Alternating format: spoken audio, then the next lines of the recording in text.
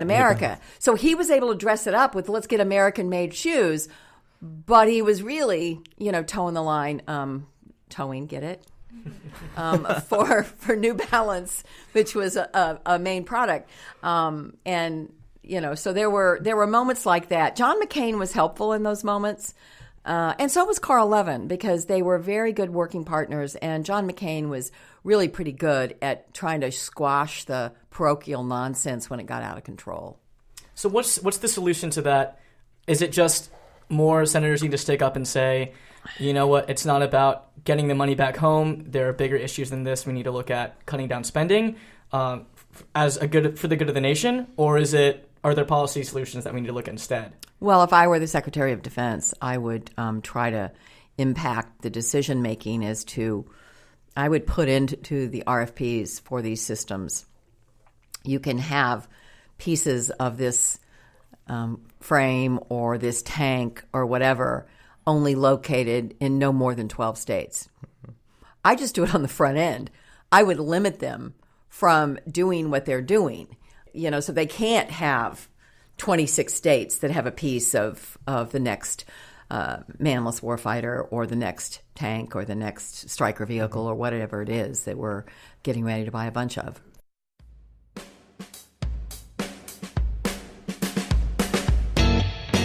As China's role grows greater on the global stage, you want to stay up to date on the issues most pressing to China both domestically and internationally. Check out the Just China podcast for in-depth analysis on recent headlines and investigative reports on Chinese matters that affect our globalized world. We are Just China. Find us on Apple, Spotify, or wherever you enjoy your podcast listening. So I was talking to one of my classmates from undergrad who is also in the Navy about this interview, and she was really excited about it because she said Senator McCaskill was one of the pioneers in reforming the way the military handles sexual assault.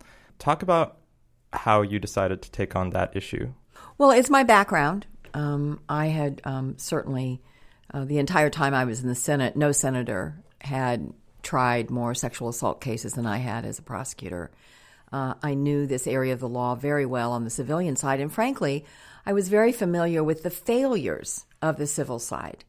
I mean, I began prosecuting rapists when in Missouri it was still legal to rape your wife.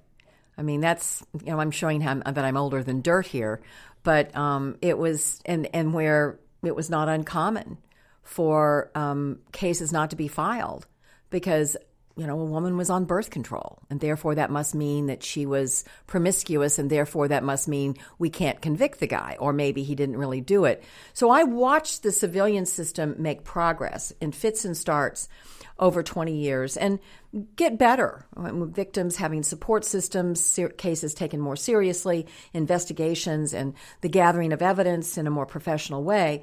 So I was shocked when I began learning how far the military was behind. They weren't keeping rape kits. They were, and as you all know, there are two ways you can report an assault in the military. You can do it on the record, or you can do it secretly. And if you do it secretly, you still avail yourself of the services that you might be able to support services, but there's no way to ever go after the guy who did it. And in the military, it's a particular problem because if you have a predator in the military, they're going to move around. They're not going to stay in one place because, as you all will find, I'm sure soon or before too long, you keep moving with your MOS. You go around the world. And so imagine how a predator can hide if there's just one attack in every city or in every base or in every country, and the women never come forward. So I began to really learn about the UCMJ. I began to learn about some of the quirks that were bizarre. I began to learn about the ungodly power the commander had over the process. And then there was this case at the Air Force Base in Italy where a pilot was convicted, and then the commander threw it out. And when he threw it out, he said things like, well, he's a really good pilot. And I'm going, whoop, not doesn't have anything to do with whether he raped somebody. This is shouldn't be considered. So I began doing all kinds of reforms. And there's probably at least 30 major reforms to the Uniform Code of Military Justice that came about as a result of my work and also Kirsten Gillibrand helped me. We had one big disagreement, though, and that was the role of the commander in this process. And I figured that was the next question, right? Yes, ma'am. Well, I knew it. Talk a little more about that. I knew it was. This was probably the most difficult thing I did in my career in terms of the politics, because there's this knee-jerk reaction of people who are not familiar with the military and not familiar with JAGs and not familiar with the UCMJ that, well, there's no way your boss should be able to decide whether a rapist is prosecuted. Well, that sounds pretty reasonable. Your boss should not get to decide that unless you dig in. And so I went to the Pentagon and I sat for meetings hour after hour with prosecutors in the military. I began to understand about a system that's deployable. I mean, that is amazing that you have a deployable system of justice, which allows a commander in theater to go after a barracks thief without lawyers from Belvoir flying over or trying to figure out what's going on a half a world away. And I also realized that what people's instinct was that the commanders were covering these crimes up, that the commanders were not going forward. So how the system works is there's an investigation by professionals, and there's a determination by a prosecutor that's a professional, and then that's recommended to the commander's JAG officer, and then the JAG officer makes a recommendation to the commander. So the issue is, were commanders going against the professional advice of the lawyers that Kirsten Gillibrand wanted to be in charge? And we couldn't find cases where they had. In fact, we found just the opposite. We found a bunch of prosecutors who said, this case is a dead bang loser. You shouldn't go to court-martial. You shouldn't go the next step. And what happened in more instances than I was surprised, commanders were the ones that said, no, I want to get to the bottom of it. I think we need to air these facts in a court-martial. I think we need to get to the bottom of what really happened. So the commanders, it was counterintuitive, but the commanders were actually the ones that were pushing the envelope to make sure that these cases were being heard. They weren't covering them up. It was just the opposite. So, but it felt like I was taking the commander's side against the victims, which was heartbreaking to me. I mean, it's not who I am. It's not where I live. It's not what I know.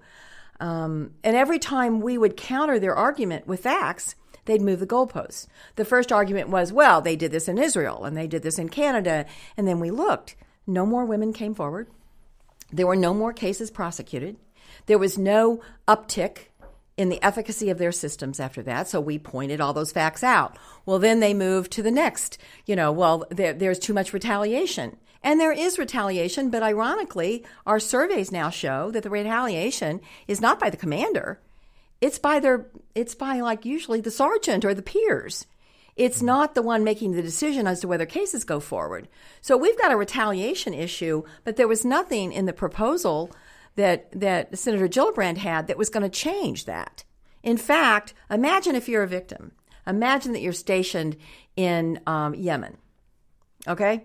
And imagine that you come forward and are brave and say that this attack happened. And everybody in your unit knows it, right? Now, imagine if the commander of that unit on site says, yes, this case is going forward, versus a lawyer in Fort Belvoir that nobody knows. Now, who do you think is going to do a better job of protecting that victim? The lawyer in Fort Belvoir? First of all, everybody in the unit's going to say, well, that lawyer doesn't know crap about what's going on over here. They've probably never even been forward in any kind of conflict. They can't relate to what's going on here. And imagine the kind of pressure and retaliation the victim might have under those circumstances. It was a prosecutor in the military that said to me, a commander in theater, a commander anywhere is going to do a better job of monitoring and protecting the victim from retaliation than Air Force or Army or lawyers that are a half a continent away. So I had the side of the victims, but it felt like to people who weren't as knowledgeable as I was that I had the side of the big bad commanders. And it was really hard. They took out full-page ads in the St. Louis paper and called me names. And to this day, In fact, I'm sure they're chomping at the bit. The people that are pushing this believe there should not be a military justice system. They believe that all of the crimes in the military should be handled in the civilian justice system, which is incredibly naive because how are you going to do that in Germany? How are you going to do that across the world? It completely destroys the deployability of the UCMJ no matter where the military is in the world.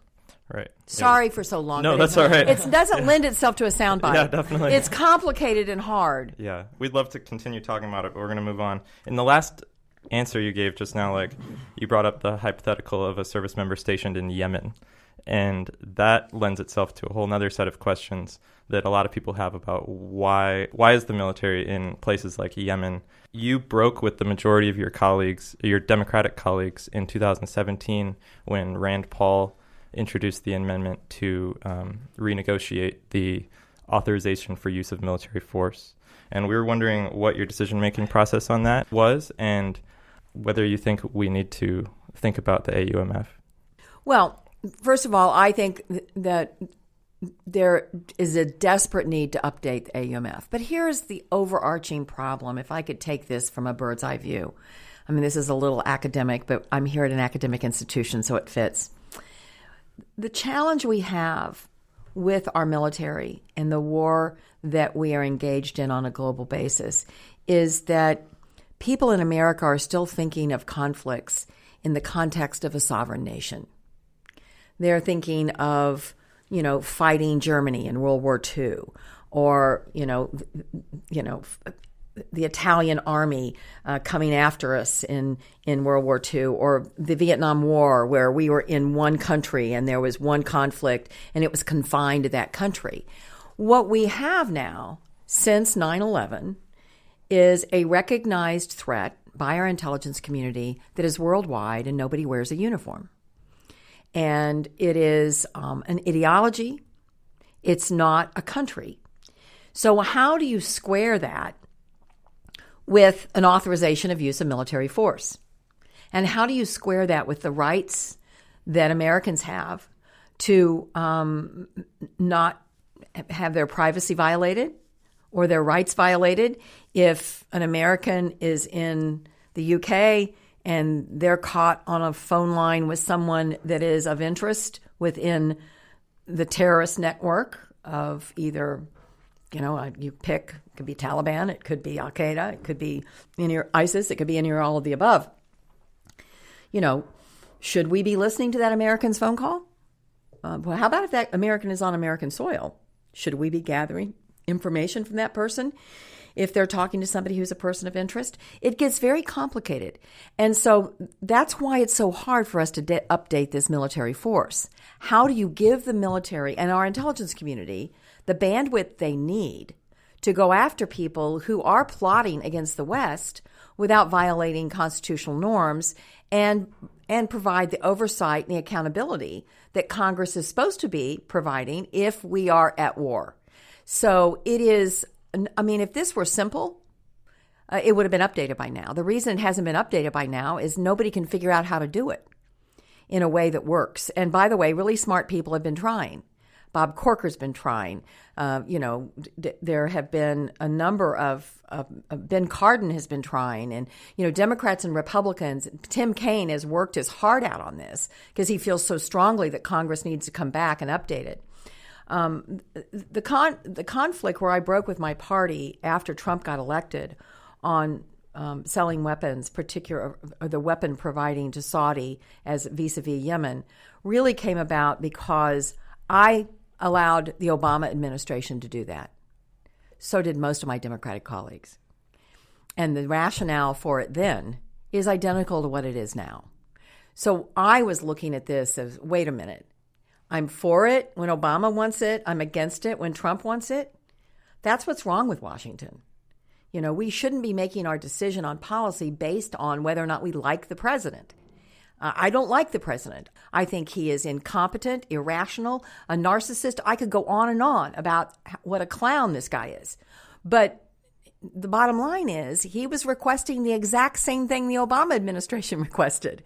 And I thought the rationale was sound. So that's why I voted that way. one final question. Many of our classmates here at the Harris School will go into careers that are not directly related to national security. But say one of them moves back home next year, runs for Congress. They